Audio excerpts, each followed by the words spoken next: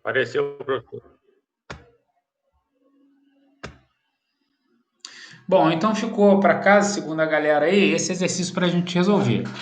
Agora, o que mudou? Mudou agora que a gente está tratando do que a gente chama de cargas mistas. Cargas mistas, elas acontecem quando a gente tem uma carga distribuída e uma carga concentrada em cima da mesma estrutura. Então, a gente está tratando agora de cargas mistas.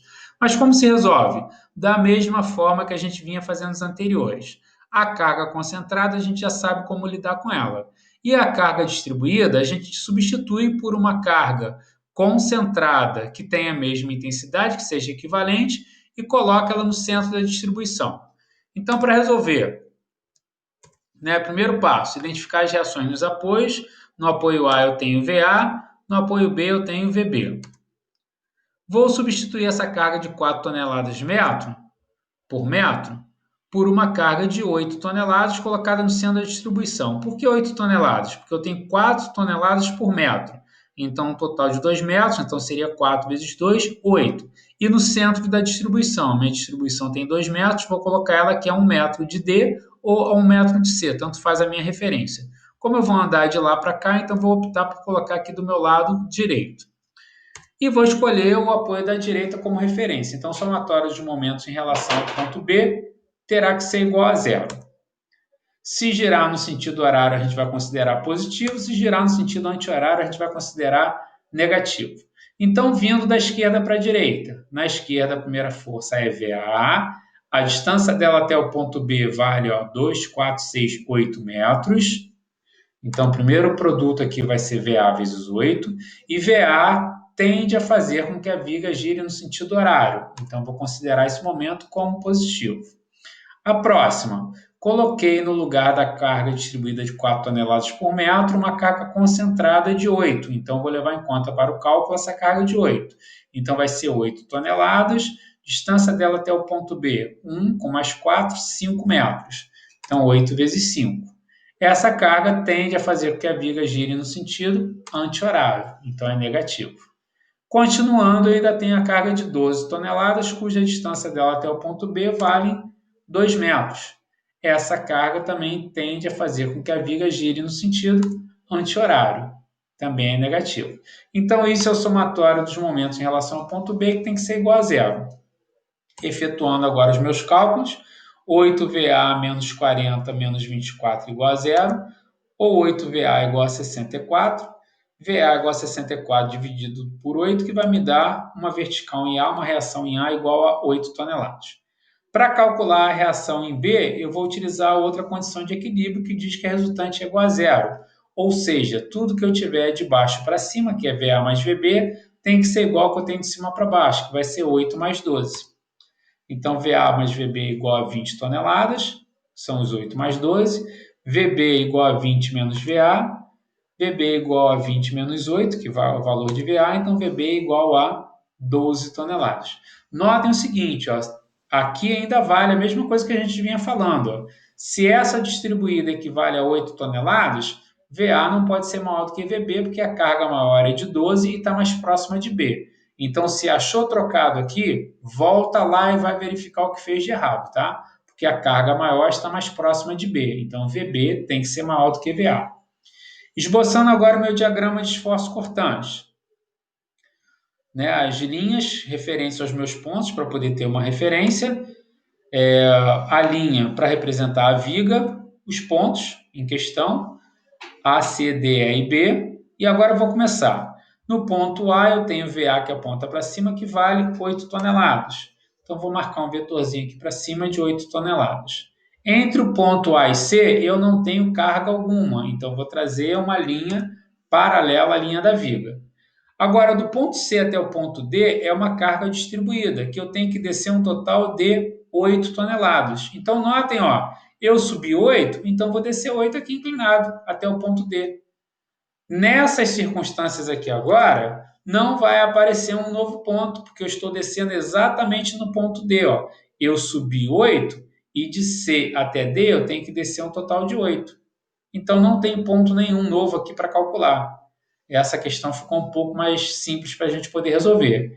Entre D e E eu não tenho nenhuma carga, então estou caminhando em cima da linha da viga. No ponto E eu tenho 12 toneladas para baixo. Entre E e B eu não tenho nenhuma carga, então caminho paralelo à linha da viga. E finalmente em B eu tenho VB, que são 12 toneladas para cima.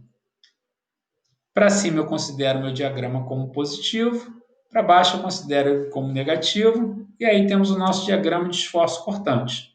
Então, agora, para cálculo dos momentos, vai ficar mais tranquilo, porque eu não tenho que calcular nenhum ponto novo. É só fazer os momentos em relação ao ponto A, C, D, E e B. E aí eu consigo esboçar o meu diagrama. Momento em relação ao ponto A, não tenho carga à esquerda de A, então o momento em relação ao ponto A vai ser igual a zero.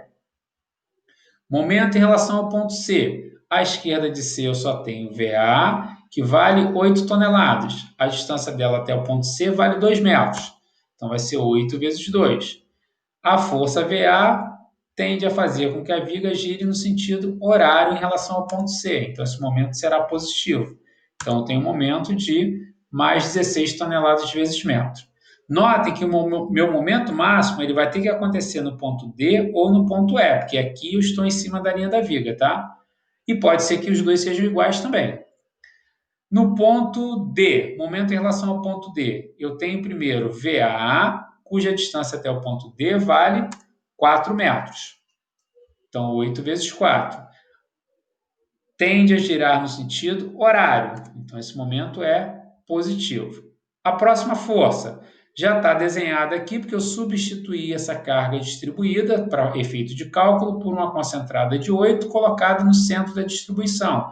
Então, vai ser 8 vezes a distância até o ponto D, que vale 1 metro. Essa aqui já tende a girar no sentido anti-horário, então vou considerar negativo.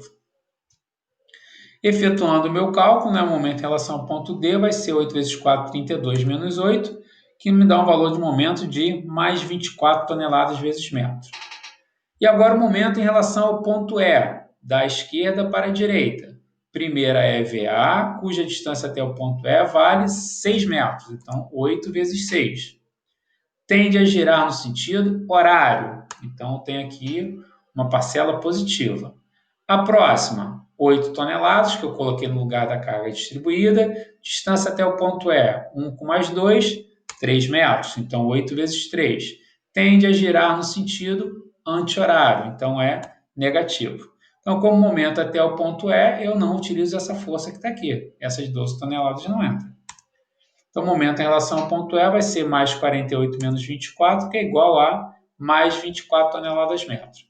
E, finalmente, o momento em relação ao ponto B, como ele é a extremidade, se quiser fazer a conta, façam, mas vai ficar igual a zero. Agora, eu vou esboçar meu diagrama de momentos fletores. A linha para representar a viga, a marcação dos meus pontos e a marcação dos momentos. Primeiro momento em relação ao ponto A é igual a zero, já está em cima da linha da viga. Momento em relação ao ponto C, mais 16. Então, vou marcar um vetor aqui para cima, que represente para mim esse mais 16. No ponto D, mais 24. Vou marcar um vetor um pouco maior aqui, que represente esse mais 24. No ponto E, também mais 24, então vou marcar um vetor de mesma dimensão, mesmo tamanho desse outro que está em D. E no ponto B, o momento é igual a zero. Falta agora avaliar onde a carga é concentrada, onde ela é distribuída. Então, ela só é distribuída entre C e D. Então, entre C e D eu terei uma parábola, no entanto, nos outros trechos será uma linha reta, porque é carga concentrada. Então, de A até C, carga concentrada, reta. De C até D, carga distribuída, parábola. Entre D e E e B, carga concentrada, então é uma reta. Para cima, eu estou considerando meu diagrama como positivo, e aí está esboçado o meu diagrama de momentos fletores.